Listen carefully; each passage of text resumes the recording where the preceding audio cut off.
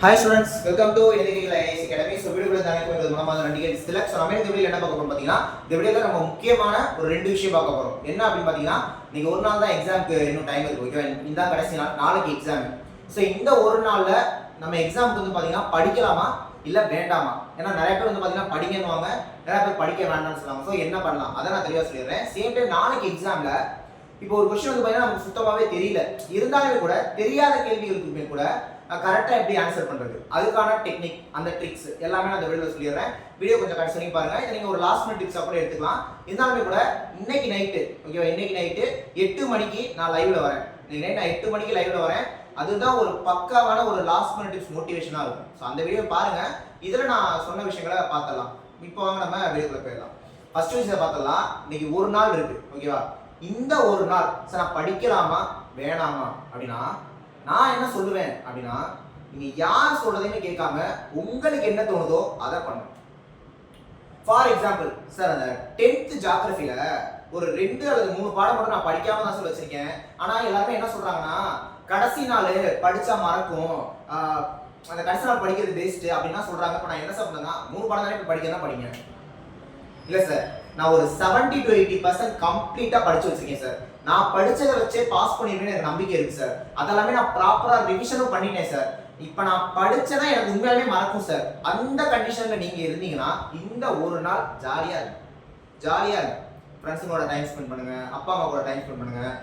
உங்களுக்கு இன்னைக்கு என்ன பிடிக்குமோ அதை பண்ணுங்க. நான் எல்லாருக்குமே அதான் சொல்றேன். ஏன் அப்படின்னா, நாளைக்கு எக்ஸாம்னா அதுக்கு முன்னாடி நாள் நீங்க என்னவா இருக்கணும்னு நினைக்கிறீங்களோ அப்படியாவே நீங்க இருக்கணும். Full and full positive mind செட்ல இருக்கணும். அதான் நான் சொல்லுவேன். கண்டிப்பா உங்களை படிக்கணும் நான் சொல்ல, கண்டிப்பா நான் படிக்க வேணாம்னு சொல்ல. ஏன்னா ஒரு சில பேர் பாதி தான் படிச்சே இருப்பீங்க, அவங்களாம் நீங்க வந்து படிச்சிருங்க. சில பேர் கொஞ்சம் தான் படிச்சே வச்சிருப்பீங்க, நிறைய படிக்க வேண்டியது இருக்கும், அவங்களாம் நீங்க வந்து படிங்க. ஓகேவா? அதனால பொத்தாம் பொதுவா படிங்கன்னு சொல்ல முடியாது, படிக்க வேணாம்னு சொல்ல முடியாது. இங்க வந்து டிபெண்ட்ஸ் அப்பான் மாறும். ஓகேவா? எல்லாமே கம்ப்ளீட்டா படிச்சு பக்காவா மைண்ட்ல வச்சிருக்கவங்களுக்கு இன்னைக்கு தேவை ஒரு ரெஸ்ட். அவங்க அந்த ரெஸ்ட் எடுங்க. இல்ல சார், நான் ஒரு டெஸ்ட் பேட்ச் போட்டிருக்கேன், ஒரு 49 டெஸ்ட் எழுதிட்டேன், ஒரு டெஸ்ட் மட்டும் எழுதாம வச்சுக்கேன், எழுதுங்க. உங்களுக்கு என்ன பண்ணணும் இன்னைக்கு தோணுதோ அதை சிம்பிளா பண்ணிட்டு போயிட்டே இருங்க. அவ்வளவுதான் நான் சொல்றேன். ஓகேவா? இன்னைக்கு நாள் உங்களோட நாள், இந்த நாள் உங்களோட நாளா இருக்கணும். நீங்க நினைச்ச மாதிரி இன்னைக்கு இருங்க. ஓகேவா? தியேட்டருக்கு போய் மூவி பார்க்கறதுனா கூட பாருங்க. ஓகேவா? ஒண்ணுமே பிரச்சனை இல்லை. இன்னைக்கு என்ன பண்ணணும் தான் மைண்ட் ஃப்ரெஷ்ஷா இருக்கணும், அவ்வளவுதான். ஓகேவா? பொண்ணுங்க பாய் ஃப்ரெண்ட் வச்சிங்கன்னா பாய் ஃப்ரெண்ட் போய் பேசுங்க, பசங்க கேர்ள் ஃப்ரெண்ட்ஸ் வச்சிங்கன்னா கேர்ள் ஃப்ரெண்ட்ஸ் போய் பேசுங்க. இதை வந்து வீடியோல என்ன சார் இதை போய் சொல்லிட்டு இருக்கீங்க அப்படின்னா, இது கேஷுவல் ப்ராக்டிக்கலா தான். ஓகேவா? இன்னைக்கு ஒரு நாள் உங்களுக்கு மைண்ட் வந்து பாத்தீங்கன்னா ரிலாக்ஸா இருக்கும். அதுக்கு என்ன பண்ணணும்னு தோணுதோ இன்னைக்கு நீங்க பண்ணுங்க. அதுக்காக வீட்டில் வந்துட்டு நான் கேர்ள் ஃப்ரெண்டை பார்க்க போறேன் சார் சொல்லிட்டாங்க என்னைய கொத்து விட்டுறாதீங்க. எனக்கு சும்மா ஒரு ஃபன் விளையாட்டுக்கு சொல்றேன். ஸோ என்ன பண்ணணும்னு தோணுதோ அதை நீங்க பண்ணுங்க. படிக்கணும்னு தோணுதா படிங்க சார். 10th சயின்ஸ்லாம் ஒரு சில படங்கள் படிக்கணும்னு தோணுது சார், படிங்க. என்ன சொல்ல வரேன்னா, அந்த நான் ஒரு ஈவினிங்க்கு மேல எதுவும் படிக்க வேண்டாம். இன்னைக்கு முடிஞ்ச வரையும் ஈவினிங் வரைக்கும் படிங்கன்னா அதுக்கு மேல படிக்கிறதுங்கிறது வேஸ்ட். ஓகேவா? அதே மாதிரி சார் நான் எல்லாமே படிச்சுட்டேன் சார், ஆனா அப்படியே மறக்கிற மாதிரியே இருக்கு சார். நான் எதெல்லாம் மறக்குதுன்னு தோணுதோ அதை உட்காந்து ரிவிஷன் பண்ணுங்க. ஓகேவா? அதை உட்காந்து ரிவிஷன் பண்ணுங்க. அதான் நான் சிம்பிளா சொல்ல வந்தது. உங்களுக்கு என்ன தோணுதோ அதை இந்த ஒரு நாள் நீங்க பாட்டுக்கு பண்ணிக்கிட்டே இருங்க. புரியுதா? இது ஒரு பாயிண்ட் முடிஞ்சு. அடுத்து தெரியாத கேள்விகளை எப்படி அடிக்கிறது. நான் மேத்ஸ், தமிழ், ஜிஎஸ் எல்லாமே சொல்லிடுறேன், கவனிங்க. ஃபர்ஸ்ட் மேத்ஸ் எடுத்துக்கிறோம் வைங்கள. இப்போ மேத்ஸை பொறுத்த வரைக்கும் என்னன்னா, நான் ஒரு சில விஷயங்கள்லாம் சொல்றேன், அப்படியே கவனிச்சுட்டே வாங்க. இப்போ நான் கேள்வியே கொடுக்கல, என்ன கேள்வியே கொடுக்காம HCF மீப்போவா நான் ஒன்று சொல்றேன். நான் கேள்வியே சொல்லல, அப்பதான் கேள்வி சொன்னா ஆன்சர் வரும். இப்போ HCF மீப்போ. அதே மாதிரி இப்போ நான் சொல்ல போற டெக்னிக் ட்ரிக்ஸ் எல்லாமே ஒரு கொஸ்டினை பத்தின உங்களுக்கு ஐடியா சுத்தமாவே இல்லைனா தான் அப்ளை பண்ணணும். தெரிஞ்ச கொஸ்டின்ல போய் இதை அப்ளை பண்ணிட்டு போகக்கூடாது. சுத்தமாவே தெரியலனா தான் நான் சொல்ற ட்ரிக்ஸ் எல்லாம் அப்ளை பண்ணணும். ஓகே? அதே மாதிரி கடைசியில ஒரு 10 நிமிஷம் தான் இருக்கு, ஒரு 50 கொஸ்டின் அடிக்க வேண்டிய சூழ்நிலை அப்படின்னா சரசரன்னு அடிக்கிறப்ப இந்த ட்ரிக்லாம் யூஸ் பண்ணிக்கோங்க. மற்றபடி நல்லா தெரியுதுன்னா நீங்க மட்டும் ப்ராப்பரா ஆன்சர் பண்ணுங்க. தெரியாத கேள்வி, ஒண்ணுமே தெரியாத கேள்வி தான் என்ன பண்ணணும்னு நான் சொல்றேன். ஓகேவா? அப்பதான் என்ன பண்ணணும்னு சொல்றேன். HCF மீப்போவை கேட்டா உங்களுக்கு 4 ஆப்ஷன் இருக்கும்ல. அந்த 4 ஆப்ஷன்ல எந்த ஆப்ஷன் சின்னதா இருக்கோ அதை டிக் பண்ணி விட்டுங்க, ரைட்டா இருக்கும் ஆன்சர். ஆமா, 4 ஆப்ஷன்ல எந்த ஆப்ஷன் சின்னதா இருக்கோ அதை டிக் பண்ணி விடுங்க, அது ரைட்டா இருக்கும். சேம் டைம் ஒரு கேள்வியில LCM மீசிமா கேக்குறாங்கன்னு வச்சுக்கோங்க. எந்த ஆப்ஷன் பார்க்க பெருசா இருக்கோ அதை டிக் பண்ணி விடுங்க, எந்த ஆப்ஷன் பார்க்க பெருசா இருக்கோ அதை டிக் பண்ணி விடுங்க. இது ஒண்ணுமே தெரியலனா நான் அந்த சொல்ற டெக்னிக்லாம் என்ன பண்ண தெரியுமா, இப்போ உங்களுக்கு ஒண்ணுமே தெரியாம ஒரு 30 கொஸ்டின் இருந்ததுன்னா கண்டிப்பா அதுல ஒரு 15 கொஸ்டினுக்கு மேல நான் சொல்ற டெக்னிக் உங்களுக்கு ரைட் ஆயிடும். புரியுதா? அப்ப HCFனா சின்னது, LCMனா பெருசு டிக் பண்ணி விட்டுருங்க. ஓகேவா? ரைட். அடுத்து இந்த சிம்பிளிஃபிகேஷன் கொஸ்டின் பொறுத்த வரைக்கும் நான் இப்பவே சொல்லிடுறேன், ஜீரோ ஆப்ஷன்ல இருந்ததுன்னு வைங்களேன், ஒருவேளை ஜீரோ ஆப்ஷன்ல இருந்தா அந்த ஜீரோவை டிக் பண்ணிடணும். ஜீரோ ஆப்ஷன்ல இருந்தா ஜீரோ டிக் பண்ணி விடணும். புரியுதா நான் சொல்றது? ஏன்னா ஜீரோ அப்படிங்கிறது வந்து பாத்தீங்கன்னா தேவைப்பட்டாதான் வைப்பாங்க. நீங்க வந்து பாத்தீங்கன்னா கொஸ்டின் செட் பண்றவங்க பாயிண்ட் ஆஃப் வியூல யோசிக்கணும், நீங்களே கொஸ்டினை எடுக்கிற பாயிண்ட் ஆஃப் வியூல யோசிக்கணும். ஏன்னா கொஸ்டின் எடுக்கிறது மிஷின் இல்ல, ரோபோ இல்ல, மனுஷன் தான். நம்மள மாதிரி மனுஷன் தான், நம்மள மாதிரி ஆரோக்கியம் உள்ள மனுஷன் தான். நம்மளுக்கு டிஎன்பிஎஸ்சி பத்தின எந்த நாலேஜ் இருக்கோ அதே ஒரு நாலேஜ் தான் அவங்களுக்கு இருக்கும். நம்மளும் சிலபஸ் படிக்கிறோம், அவங்களுக்கும் அந்த சிலபஸ் தெரியும், அதை வச்சு தான் கொஸ்டின் எடுக்கிறாங்க. அவ்வளவுதான். அப்ப நம்ம மாதிரி தான் அவங்களும் இருப்பாங்க, அவங்க ஒன்றும் ஏலியன்லாம் கிடையாது. அப்படிங்கிறப்ப ஜீரோ அப்படிங்கிறது தேவைப்பட்டாதான் வைப்பாங்க, தேவைப்பட வைக்க மாட்டாங்க. அப்ப ஜீரோ தான் டிக் பண்ணி விட்டுருங்க. இது சிம்பிளிஃபிகேஷன் பொறுத்த வரைக்கும் நார்மலா மேத்ஸ்ல உள்ள எல்லா கொஸ்டினுமே நான் சொல்றேன், ஜீரோ தான் டிக் பண்ணி விட்டுருங்க. ஓகேவா? அதே மாதிரி இதே மாதிரி தான் இப்ப இன்னொரு சொல்றேன், நான் ஒரு கொஸ்டினையே சொல்லல, கொஸ்டினே சொல்லாம இப்ப நான் ஒரு நம்பர் தரேன். Option A 19, option B 20, option C 21, option D 22. கொஸ்டினே நான் சொல்ல, இந்த மாதிரி ஏதோ ஒரு கேள்விக்கு இந்த 4 ஆப்ஷன் இருந்ததுன்னு நான் 20 தான் டிக் பண்ணுவேன். காரணம் என்னன்னா, இந்த 19ல ஏதாவது ஃபேக்டர் இருக்கா? ஃபேக்டர்னா ஏதாவது ஒரு 2 நம்பர் பெருக்குனா இது வருமா? வரவே வராது. இப்ப ஒருவேளை 9.5ஐயும் 2ஐயும் மல்டிபிள் பண்ற மாதிரி ஒரு கொஸ்டின் வந்து நான் அந்த ஸ்டெப்ஸை யோசிக்கிறேன். நீங்க எல்லாம் பண்ணி கடைசியில கொண்டு வரீங்க, கண்டிப்பா ஒரு சம்மனை பெருக்குற மாதிரி ஒரு இடம் வரும். பெருக்குனா இந்த ஆன்சர் வருமா நீங்க யோசிக்கணும். அந்த மாதிரி வர சான்ஸ் லெஸ். வந்துச்சுன்னா என்ன பண்றது? அதான் நான் சொல்றேன், முழுக்க இது கரெக்டா இருக்காது. ஒண்ணுமே தெரியலனா அப்ளை பண்றதுக்காக நான் சொல்றேன். ஓகேவா? நான் 20 தான் டிக் பண்ணேன். ஏன்னா 20 தான் 1ஆவது டிவைட் ஆகும், 2ஆவது டிவைட் ஆகும், 4ஆவது டிவைட் ஆகும், 5ஆவது டிவைட் ஆகும், 10ஆவது டிவைட் ஆகும். நிறைய ஃபேக்டர்ஸ் வருது. மேபி 4 5 பெருக்கி ஆன்சர் வந்திருக்கலாம் கடைசி ஸ்டெப்ல. நான் சொல்ற லாஜிக்ஸ் புரியுதுங்களா? அப்ப இந்த மாதிரி கொடுத்துருக்க ஆப்ஷன்ல எந்த ஆப்ஷன் நிறைய டேபிள்ஸ்ல வரும் அதை டிக் பண்ணி விடுங்க. மேக்ஸை பொறுத்த வரைக்கும் அதை டிக் பண்ணி விடுங்க. மேக்ஸை பொறுத்த வரைக்கும் கண்டிப்பா ரைட்டா இருக்கும். அதே மாதிரி ரேஷியோ அண்ட் ப்ரொபோர்ஷன் பொறுத்த வரைக்கும், ரேஷியோ அண்ட் ப்ரொபோர்ஷன் பொறுத்த வரைக்கும் இப்ப ஏபி குமார் சுரேஷ் இல்ல ஏதோ முதல் பாதி இரண்டாம் பாதி இருக்குன்னு வச்சுக்கோ. இந்த முதல் பாதிக்கு இரண்டாம் பாதிக்கு ரேஷியோ 4:5 கொடுத்து அப்புறமா கேள்வியில வளவளா என்னென்னமோ இருந்துட்டு போகுது.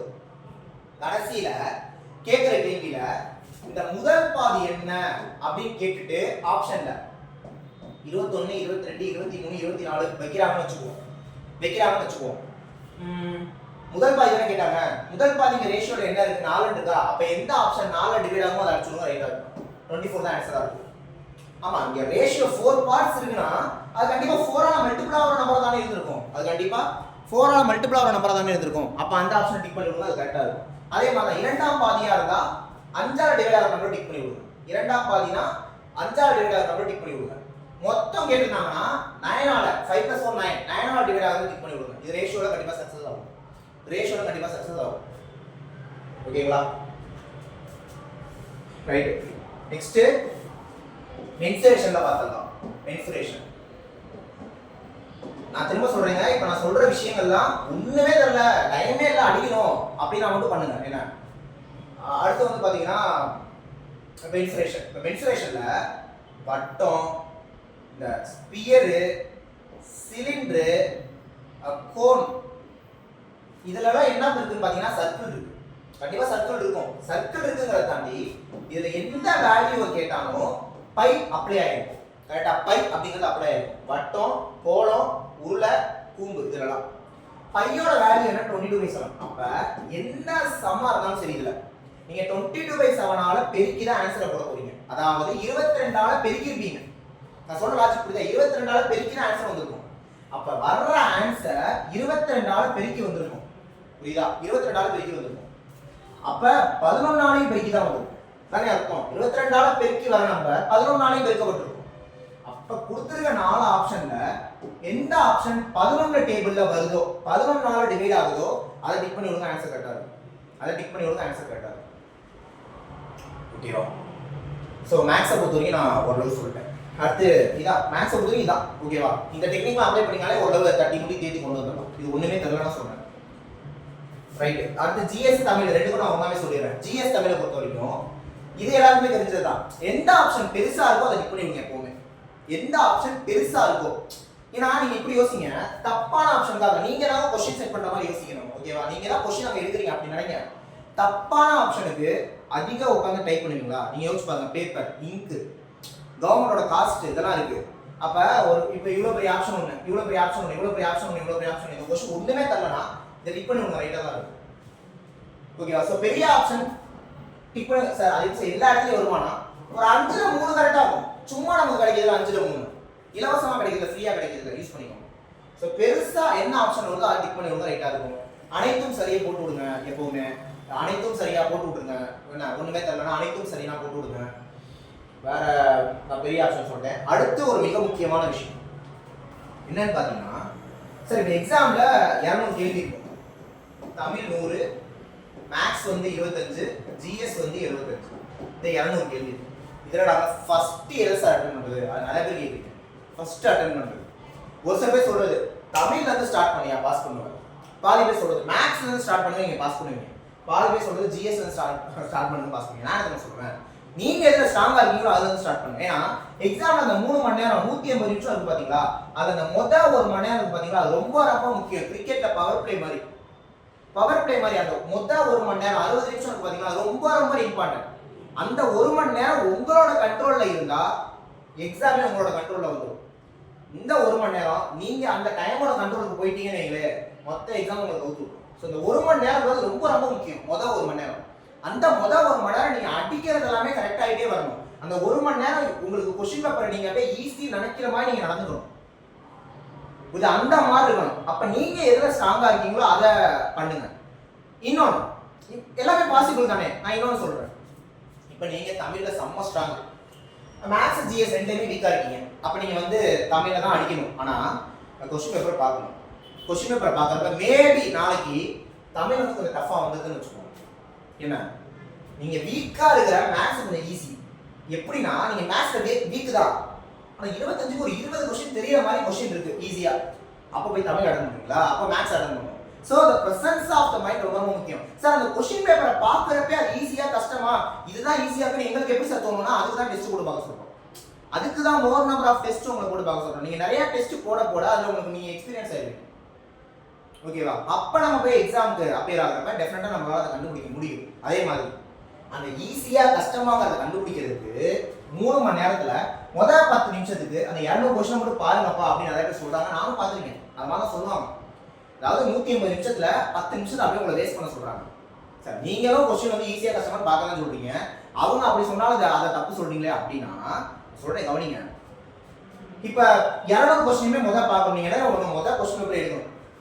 You can start your exam நவுன்னு சொல்லுவாங்க. ஓஎம்ஆர்ல மார்க் பண்ணணும். அப்ப என்ன தெரியுமா பண்ணணும், 200 கொஸ்டினுமே பார்க்கணும். ஆனா இடையில ஒரு கொஸ்டின் திருக்குறளை இயற்றியது யாருன்னு மழை வராது சொல்றேன். திருக்குறளை இயற்றியது யாருன்னு கேட்டாங்க, ஆன்சர் திருவள்ளுவர் தானே. அதை டிக் பண்ணாம அப்படியே பார்த்துட்டே இருக்கீங்களா? அந்த ரொம்ப ரொம்ப முக்கியமான கொஸ்டின்ஸ் இருக்கும், அதை டிக் பண்ணிடுங்கன்ற. ஃப்ரம் எக்ஸாம் ஸ்டார்ட் பண்ற டைம்ல இருந்தே நீங்க எக்ஸாம் எழுத ஆரம்பிச்சிருங்க. நான் தான் சொல்லுவேன். முதல் கொஸ்டின் ரொம்ப ஈஸி. அதாவது கொஸ்டினை பாதி படிச்சதுமே ஆன்சர் தெரிஞ்சிடும். அதனால டக்குனு டிக் பண்ணி விடணும். டிக்னா மார்க் பண்ணணும், டிக் பண்ணி விட்டுறதையும் மார்க் பண்ணணும். இப்போ ரெண்டாவது கொஸ்டின் தெரியல, அதாவது தெரியலனா ஒரு 90% தெரியற கொஸ்டினா விட்டுருங்க. அப்படியே அப்ப என்ன பண்ணணும்னா இந்த பார்த்த செகண்டுக்கு அடிக்கிற கொஸ்டின்லாம் நீங்க முதல்ல மார்க் பண்ணிட்டே வரணும். ரொம்ப ரொம்ப ஈஸியா ஒரு 40 இருந்து 50 கொஸ்டின் அப்படி மாட்டிடும். நான் 200லையுமே சொல்றேன். அப்ப தமிழ் மேத்ஸ் அப்படி பார்த்துட்டு எந்த செக்ஷன் ஈஸியா இருக்கோ உங்களுக்கு தெரியுதோ அதை முதல்ல முடியுங்க.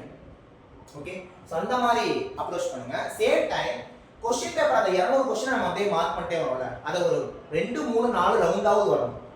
முதல் ரவுண்ட்ல 100% தெரிஞ்சதெல்லாம் டிக் பண்ணிட்டே வரணும். ரெண்டாவது ரவுண்ட்ல ஒரு 90%, மூணாவது ரவுண்ட்ல ஒரு 50-50 இருக்கிறது. மூணாவது ரவுண்ட்ல 50-50 போடுறப்ப என்ன நடக்கும்னா, நீங்க மூணாவது கொஸ்டினை கன்ஃபார்மா ஏன் மார்க் பண்ணிட்டீங்க, நாலாவது கொஸ்டின் அந்த 50-50 இருக்கு, அஞ்சாவது கொஸ்டினை கன்ஃபார்மா நீங்க ஏன் மார்க் பண்ணிட்டீங்க. இப்போ இந்த 50-50 இருக்குல்ல, ஏவா சியா அப்படின்ற மாதிரி இருந்தா ஏவ மார்க் பண்ணுங்க. ஏன்னா இந்த மாதிரி 3 ஆப்ஷன் தொடர்ந்து வரதுக்கான வாய்ப்புகள் இருக்கு. அதுக்காக நம்ம நிறைய ரவுண்டு வர சொல்றோம். ஒரு கடலை ஒண்ணு நிறைய பேர் சொன்னதுதான், எக்ஸாம் எழுதுற அத்தனை பேருக்குமே நீங்க வந்து 100% சிலபஸ் கம்ப்ளீட் பண்ணிட்டு போனாலுமே இது நெகட்டிவா சொன்ன நினைக்காதீங்க, இது உண்மைதான். ஒரு 20 கொஸ்டின் ஒண்ணுமே தெரியாம இருக்கும். 20 கொஸ்டினா ஒண்ணுமே தெரியாம இருக்கும் அப்படின்னா எல்லாருமே 200 எடுத்துருவீங்க. அதனால ஒரு 20 கொஸ்டின் கண்டிப்பா ஒண்ணுமே தெரியாம இருக்கும். அப்ப அந்த ஒண்ணுமே தெரியாம இருக்க கொஸ்டின்ல இப்படி தான் அடிக்கணும். அதே மாதிரி மேக்ஸிமம் பாசிபிள் பிசிக்கு கொடுங்க. மேக்ஸிமம் பாசிபிள் பிசிக்கு கொடுங்க. அது ஃபர்ஸ்ட் ப்ரிஃபரன்ஸ் சிக்கு கொடுங்க. ஏன்னா நம்மளே கொஸ்டின் எடுக்கிறப்ப ஏ வைக்க வேணாம், ஏ வச்சா என்ன ஆகும், டபுள் டிக் பண்ணிடுவோம், ஏ வைக்காத, டியும் போக மனசு வராது. அப்ப நம்ம பிசில ஒன்று வச்சு விட்டுருவோம். அப்படிங்கிறப்ப சிக்கு ஃபர்ஸ்ட் ப்ரிஃபரன்ஸ் கொடுங்க. இப்ப ஏ பி சி டி நாலுல ஒண்ணுமே தரலங்க, ஒரு ஐடியாவுமே இல்லை. ஏதோ ஒரு கரண்ட் அஃபேர்ஸ்ல ஏதோ ஒரு துறைக்கு எவ்வளவோ போன இது ஏதோ ஒன்று கேட்டாங்க, நமக்கு ஒண்ணுமே தரலனா சியை டிக் பண்ணிடுவோம். இப்படி டிக் பண்ணி விட்டா அஞ்சுல ஒரு 2 கேள்வி சரியாயிடும், கரெக்டா? ஓகேவா? ஸோ இந்த ஒரு நாள் நம்ம என்னெல்லாம் பண்ணணும், தெரியாத கொஸ்டின் எப்படி அடிக்கிறது, கொஸ்டின்ஸை நம்ம எப்படி செலக்ட் பண்றது, எல்லாமே நான் இந்த வீடியோவில் தெளிவாக சொல்லியிருக்கேன்.